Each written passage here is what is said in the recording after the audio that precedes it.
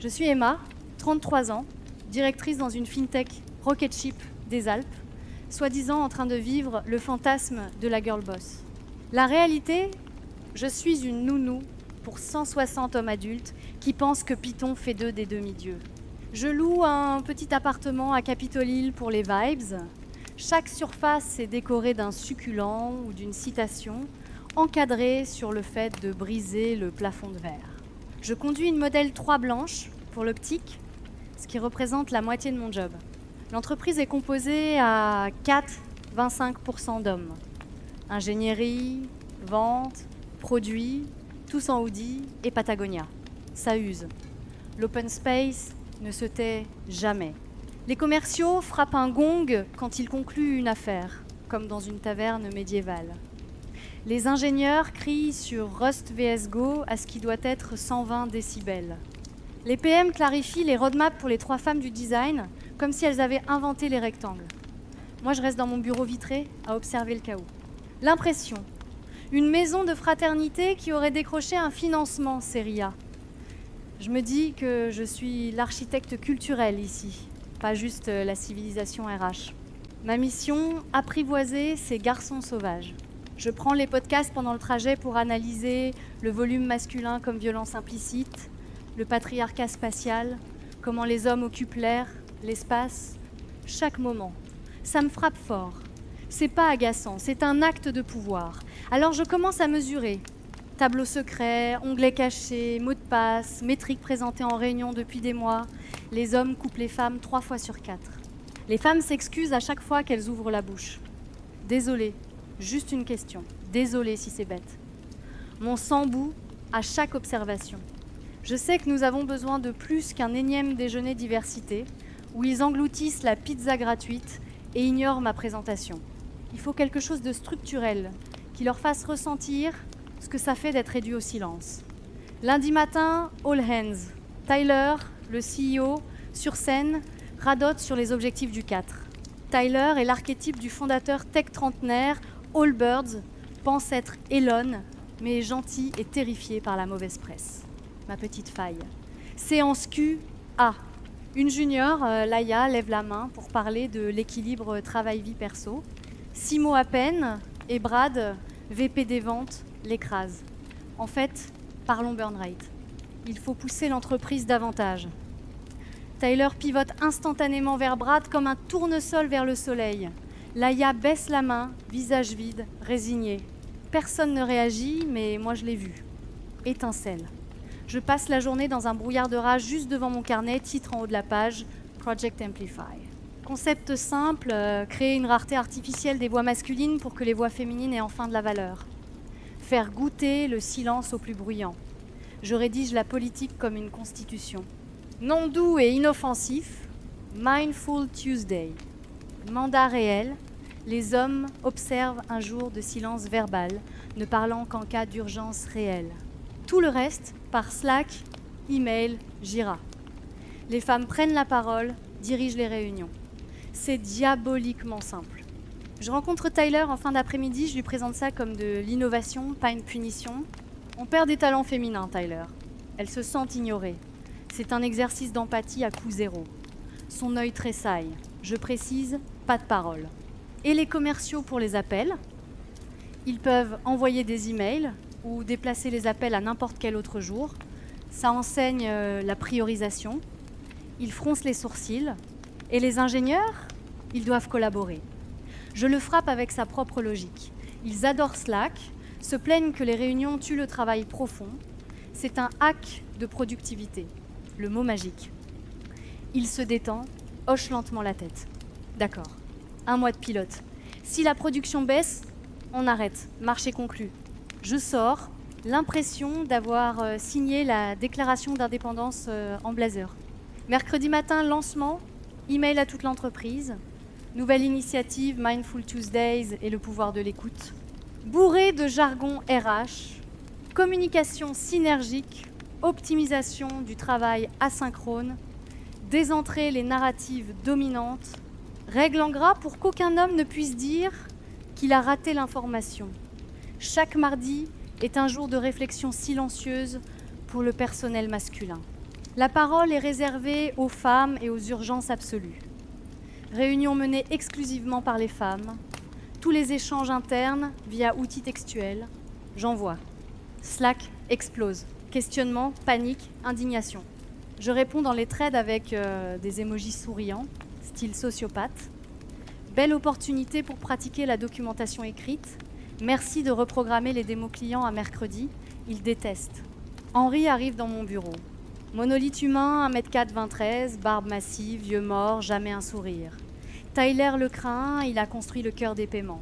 Henri croise les bras et me fixe. Ça va cracher la vélocité. Pourquoi ? Voix calme, analytique, pas en colère. Je lui souris hachère, 1 jour par semaine, Henri. C'est pour l'équité. Il analyse, questionne, urgence, feu, sang, serveur à plat, tout le reste, ticket, il hoche, tourne les talons, aucune dispute. Compliance week-end. Avant le premier mardi, je pars en guerre, badge Silent Alley, cupcakes à la lavande, checklist comme pour un lancement spatial. Dimanche soir, je ne dors pas, imaginant le bureau transformé, femmes riant et parlant, hommes silencieux en arrière-plan. Utopie. Premier mardi, 8h15.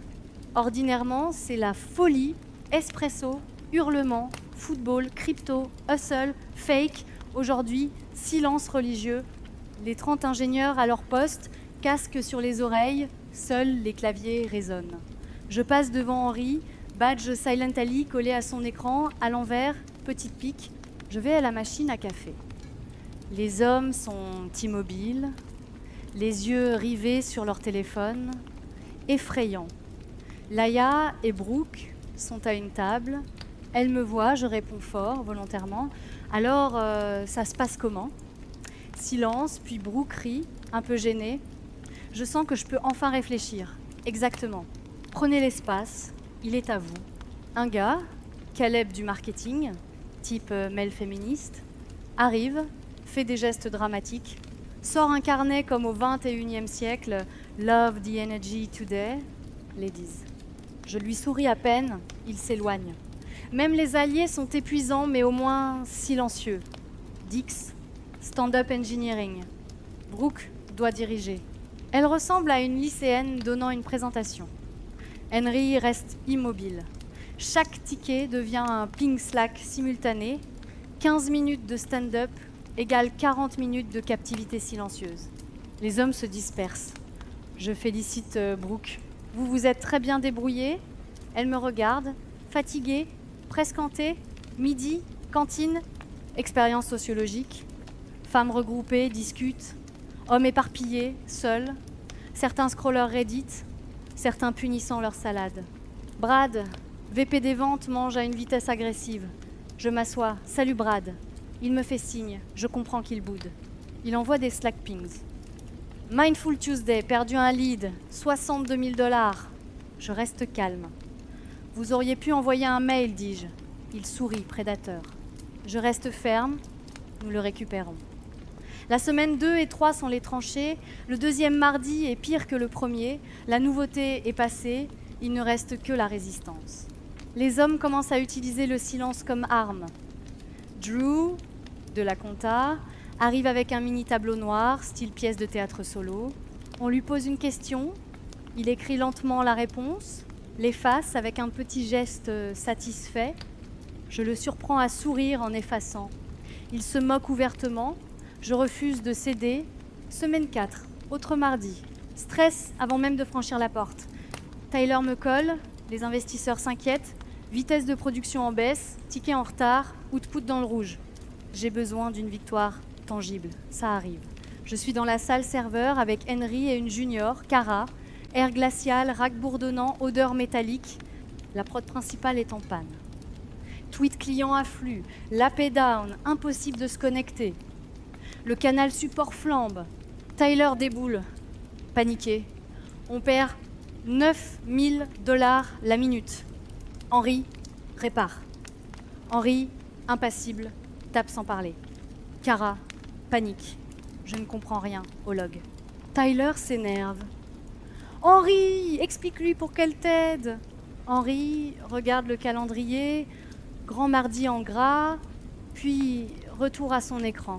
Tyler devient livide, parle. Henry ouvre un éditeur texte, tape lentement. La politique interdit la communication verbale sauf urgence critique. Tyler hurle intérieurement. C'est une urgence critique. Henry tape plus lentement. Définir critique, personne ne meurt. Données sécurisées. Je m'interpose, voix tranchante. Henry arrête de jouer. Répare juste. Il continue à taper. Je répare. Ce serait plus rapide si je pouvais coordonner avec Kara. Mais règle égale règle. Et je comprends, il a l'entreprise à sa merci. Il refuse de verbaliser la solution pour laisser la parole à Kara. Ses yeux sont vitrés, au bord des larmes. Henry lui envoie un message Slack. Kara lit, tape les commandes, erreur de syntaxe. Henry soupire, envoie un nouveau message. Kara corrige. Cela dure 20 minutes. Silence complet, aucune parole, aucun ajustement rapide. Juste ce slow dance stupide. 20 minutes de downtime. Client panique, 200 000 $ brûlés. Finalement, la base de données revient, lumière verte, terminal silencieux. Tyler tremble, réalise sa mortalité, me fixe. Ton bureau demain matin. Il sort. Henry enlève ses écouteurs. Première fois que j'entends sa voix depuis des semaines. Rauque, oublié. Vous vouliez qu'on écoute, Emma. On écoute. On écoute le son de la perte de revenus. Puis il range calmement son sac et part comme si de rien n'était. Je suis furieuse. Ils m'ont sabotée volontairement pour prouver un point. Et tout ça s'appelle processus. Jeudi après-midi, je rédige un mémo de défense pour Tyler. Point, preuve, langage corporate pour construire un bouclier. L'alarme incendie hurle. Stroboscope, tout le monde sur le qui-vive. Je prends mon sac instinctivement. L'odeur, fumée réelle, pas du popcorn brûlé, pas de vape. Panique. Je fonce vers l'escalier Hett. Une foule bloque la porte, surtout des ingénieurs, immobiles. Je pousse, bougez. Henry, devant, regarde la poignée comme un puzzle, bloqué, rien d'autre. Les hommes derrière continuent à taper sur leur téléphone, Slack d'urgence, comme un jeu. Je hurle jusqu'à ce que ma voix craque. Tous, tournez-vous, la porte est bloquée. Ils obéissent, calme mécanique. Nous nous dirigeons vers l'autre escalier, sortons. Camion de pompiers, sirène. C'était un petit incendie électrique dans la cuisine, fumée d'une prise grillée. Tout le monde tousse, cligne des yeux.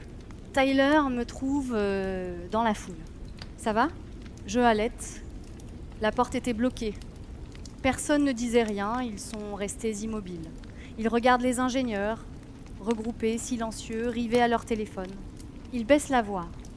Tu les as brisés. Tu les as transformés en drones. J'essaye de protester. Je voulais en faire des alliés. Ils coupent. Non, tu voulais les rendre insignifiants et maintenant ils agissent ainsi. Je regarde Henry. Il vérifie sa montre, complètement détaché, indifférent. Pas de sourire, pas de haine, juste le vide. Ça fait plus mal que la haine, ça veut dire que j'existe. Je ne suis même pas une méchante pour lui. Je suis un bug. Il s'attend à ce qu'on me corrige. Vendredi matin, réunion avec Tyler. Je m'attends à une explosion, mais il est juste épuisé, vieilli de 10 ans en un mois. Emma, le board a discuté hier soir. Je commence vite, je peux expliquer le downtime. Henry était passif-agressif. Il lève la main, peu importe qui est fautif. La culture est toxique. 3 procès en cours, vente déclarant un environnement hostile, compte clé perdu, ingénierie pense à se syndiquer, il glisse un papier, indemnité de départ 2 semaines payées, signer et partir. Je fixe le papier comme si c'était une blague. 2 semaines. J'y suis depuis presque 4 ans. Tyler ne cligne pas. Tu nous as coûté environ 3 millions en un mois. Prends les 2 semaines. Mes mains tremblent. Je signe. Le sol semble s'ouvrir. Dernière tentative.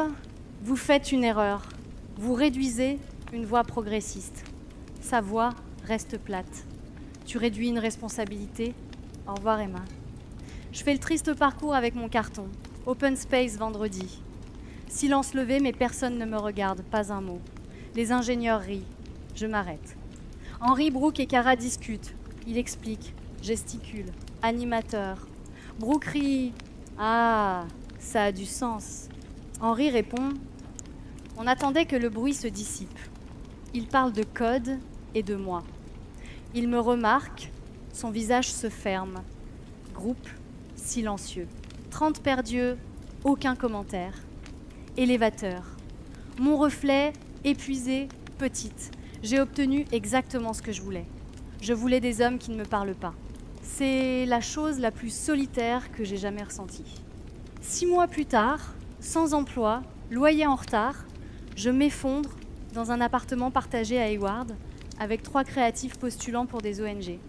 Café à la main, 2 hommes à côté se disputent sur du code. L'ancienne moi aurait levé les yeux ou tweeté sur la toxicité masculine. La nouvelle, je bois, j'écoute. Au moins, ils construisent quelque chose. Notification LinkedIn, Henri promu CTO. Comment le focus radical et le workflow asynchrone ont sauvé une fintech?